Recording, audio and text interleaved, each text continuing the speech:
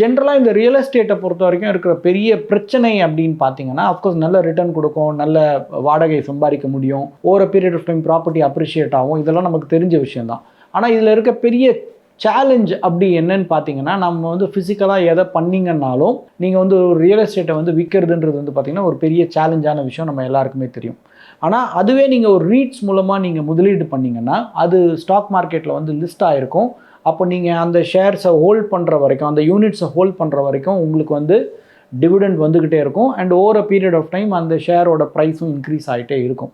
But நடுவில் எனக்கு வேணும் பணம், நான் இதை விட்டு எக்ஸிட் ஆகணும் அப்படின்னு நினச்சிங்கன்னா நீங்கள் அந்த ரியல் எஸ்டேட் ப்ராப்பர்ட்டியை விற்க வேண்டிய அவசியம் கிடையாது. ஆட்டோமேட்டிக்காக நீங்கள் வந்து ஒரு ஸ்டாக் மார்க்கெட்டில் போய் நீங்கள் விற்றீங்கன்னா ஆட்டோமேட்டிக்காக உங்கள் பணம் கைக்கு வந்துடும்.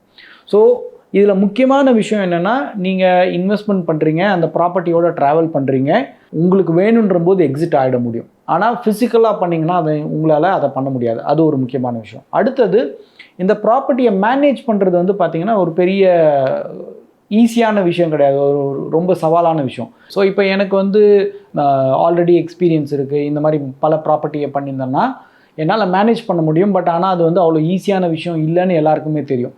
பட் இந்த ரீட் மாதிரி ஒரு விஷயத்தில் நீங்கள் இன்வெஸ்ட் பண்ணிட்டீங்கன்னா இந்த தொல்லைகள் எதுவுமே வந்து இருக்காது. இது எல்லாமே வந்து ஒரு ப்ரொஃபஷ்னலாக ஒரு டீம் வந்து ஆட்டோமேட்டிக்காக மேனேஜ் பண்ணிடும்.